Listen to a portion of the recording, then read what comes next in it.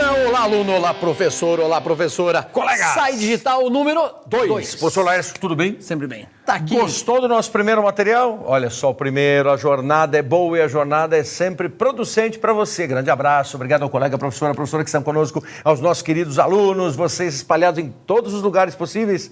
Grande abraço, aula 2. Rapaziada, este material é justamente para que vocês usem em sala de aula. Professor, você pode pegar esta ideia, propor para os seus alunos um projeto de redação. Use esse material que estamos produzindo justamente para ajudá-lo, para melhorar as suas aulas, para que já é fantástica, mas ainda vai dar um upgrade aí e fazer com que os seus alunos cheguem lá no Enem e gabaritem com as dicas do CAC da redação, professor Marlos Geronasso.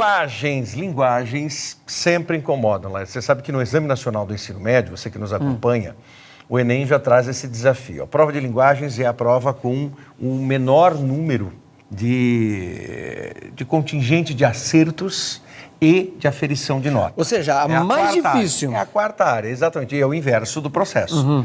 E a que mais vale nota. Matemática sempre é mais difícil, física é sempre mais difícil e o indivíduo fica ali. Não é matemática, então ciências da natureza. Quando, na verdade, as linguagens e as ciências humanas, as nossas duas áreas, é que são as que trazem maiores dificuldades. Por quê? Porque as duas áreas estão repletas de linguagens. E muitas vezes a linguagem não verbal, que é a tônica da nossa conversa de hoje. Vamos lá. Então, só para o nosso professor, nosso aluno, nossa aluna, gravar o seguinte.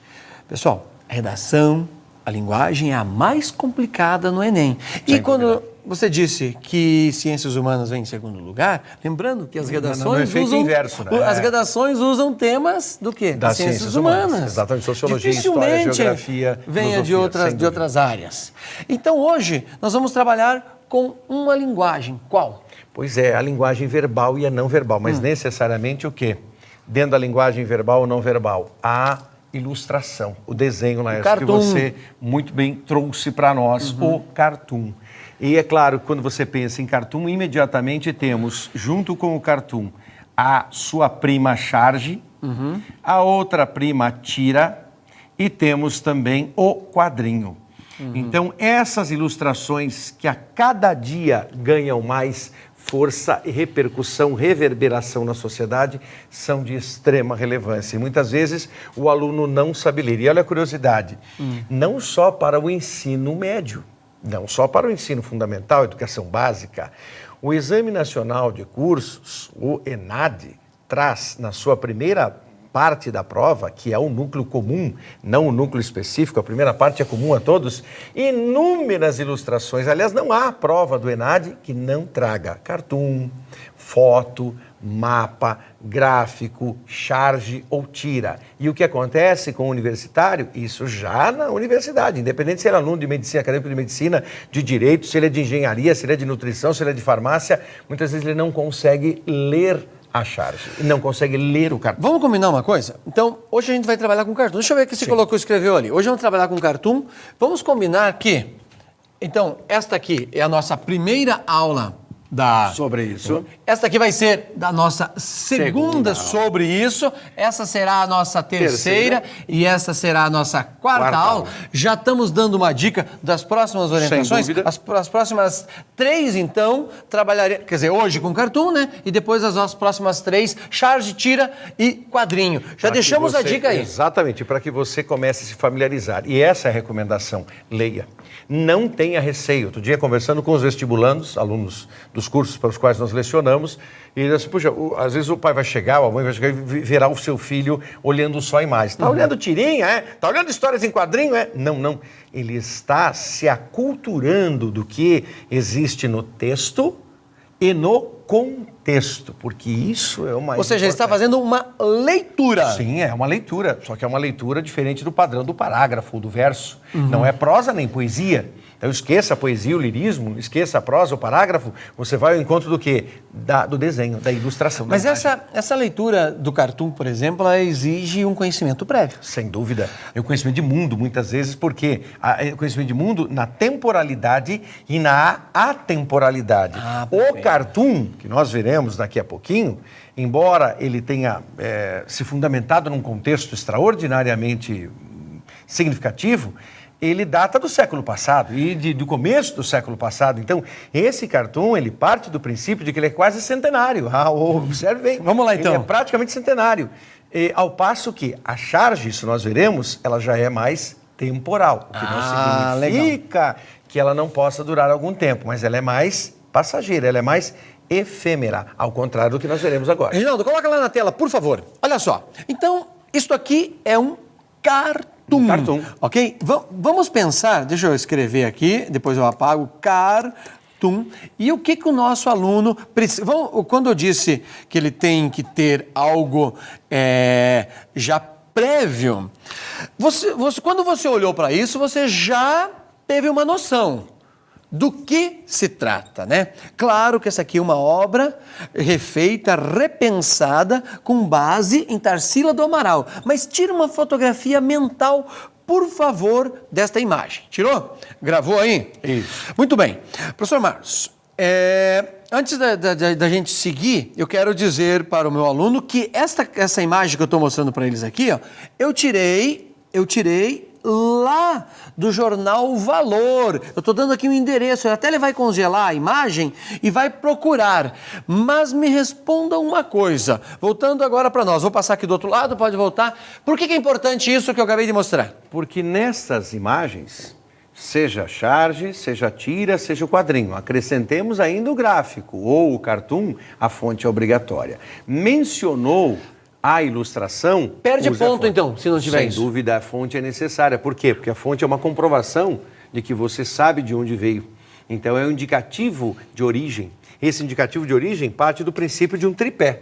Então, eu tenho fonte obrigatória que consiste em autor, veículo e data. Autor, veículo e data. É obrigatório. Eu tenho que citar o autor porque eu tenho que dar o crédito.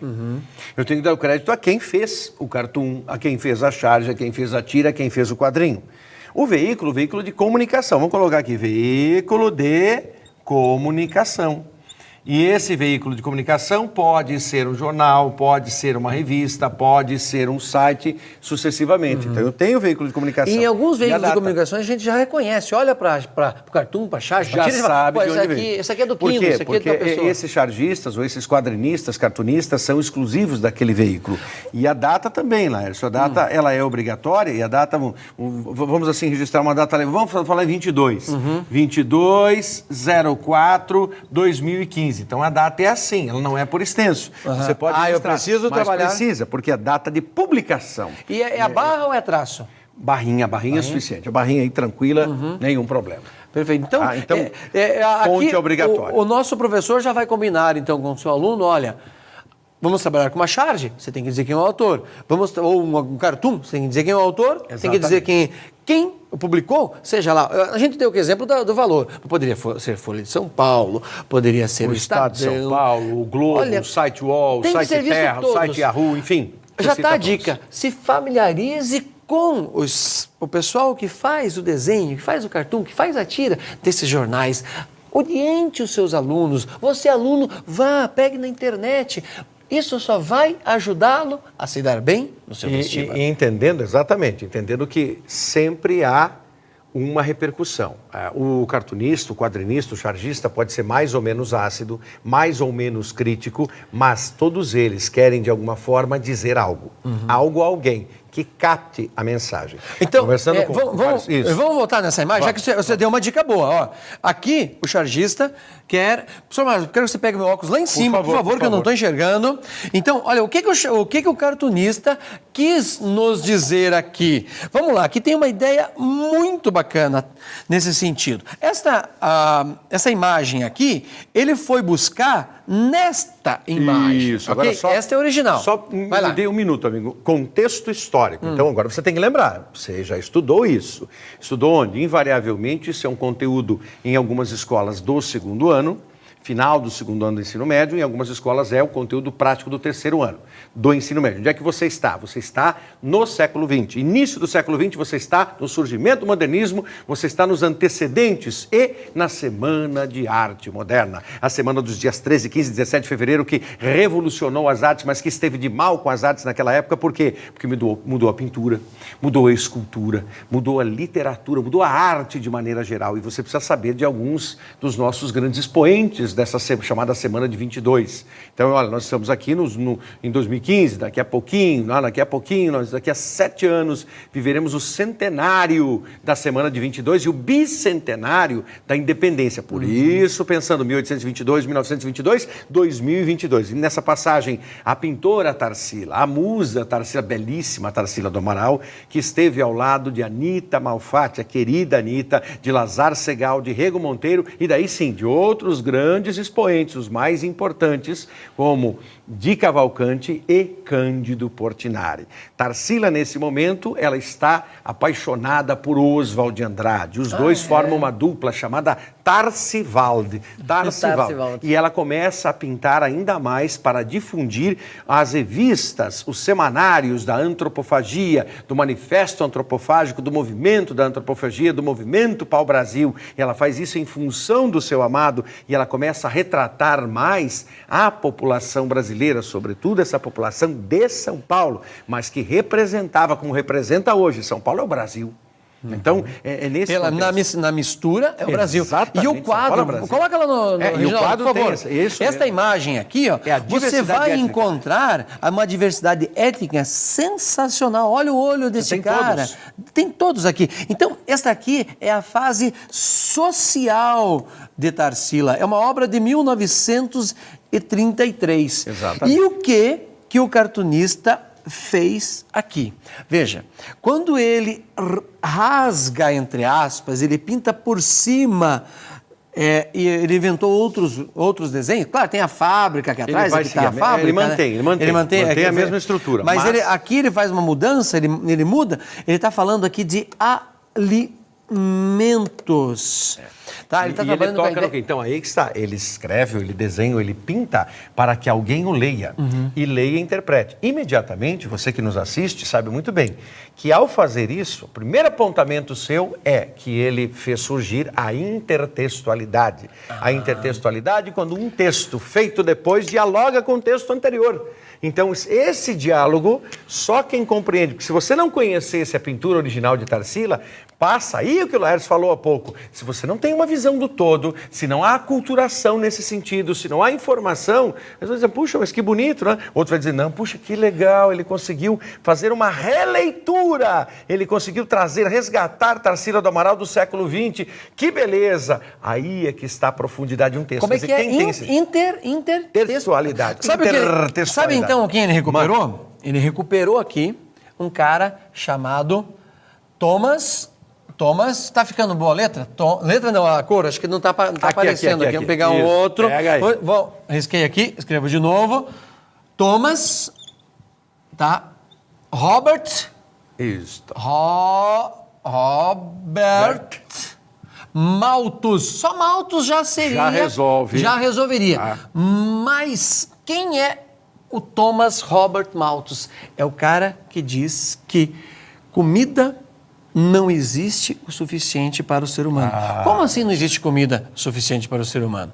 Esse cartoon foi feito em cima de uma matéria dizendo que até 2050 nós teremos 9 bilhões de pessoas no planeta. Hoje já 2,3 bilhões passam fome, convivem com menos de $2 por dia. E uma outra leitura possível, na beleza da imagem, Super Reginaldo, volta para nós a imagem, por favor. Obrigado, amigão, obrigado. E essa outra leitura também faz com que você tenha um paradoxo entre o concreto, ou seja, a industrialização, e o verde, a necessidade desse verde que está aí, que neste caso serve para o alimento. Quer dizer, por mais que você tenha dinheiro, por mais que você consiga produzir, porque você está industrializado, se não houver um cuidado, se não houver uma atenção com aquilo que se planta, com aquilo que se tem como verde, certamente você não terá como sobreviver. Então, tudo isso dentro dessa imagem vocês enxergam, e mais ainda. Agora, o desafio maravilhoso é produzir um texto sobre isso. Então, o desafio que se coloca aqui é você justamente produzir um texto acerca disso. Porque é nessa hora que se distinguem aqueles alunos que se colocam melhor preparados, que têm mais informações daqueles que são superficiais. Então, imagine um texto com 10 linhas.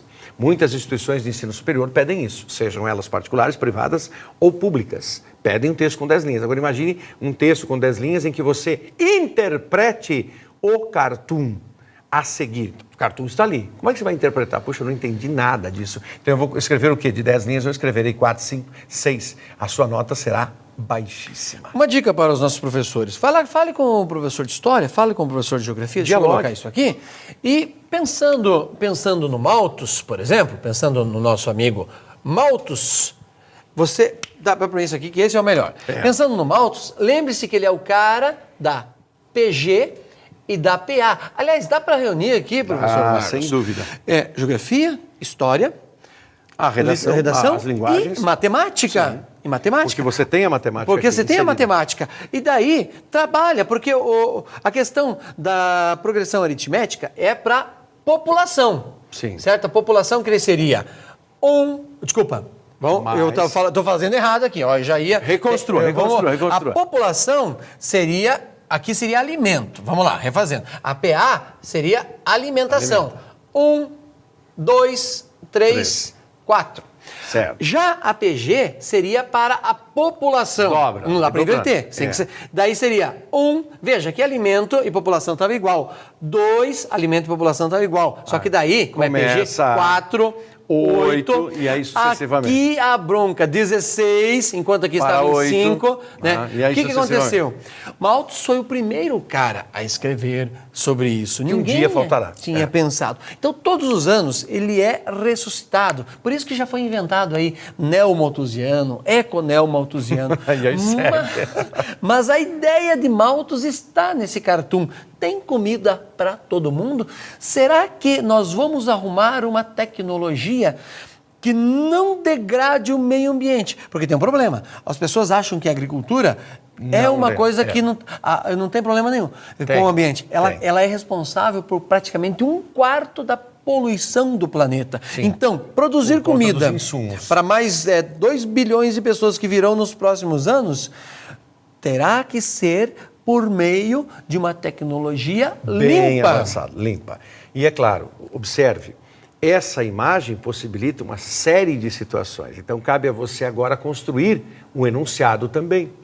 Que enunciado? Enunciado da interpretação, o enunciado do questionamento, o aspecto que se liga à alimentação, que se liga à industrialização, a diversidade étnica também pode ser colocada ali, ou seja, quem compõe a sociedade em que estamos inseridos, a desigualdade social da mesma maneira. Como muitos caminhos, né? Como o Laércio fala assim, haverá falta de alimento. Alguém vai dizer assim, não, mas aqui nós temos alimento em abundância. Veja, quando você coloca o aqui, você já está se referindo a uma situação localizada. Nós temos que pensar no todo, na construção do todo, que é o nosso planetinha. Então você vai além do teu próprio umbigo, além da tua própria janela, e a extensão do seu olhar precisa ser maior. A beleza dessa imagem. Nossa, a quantidade de possibilidades. Possibilidades. Imaginou você chamar o professor de matemática, letras, geografia, história e até artes. E chama artes. Também, a arte está ali inserida. O seu aluno vai ter uma diversidade, uma riqueza de informação.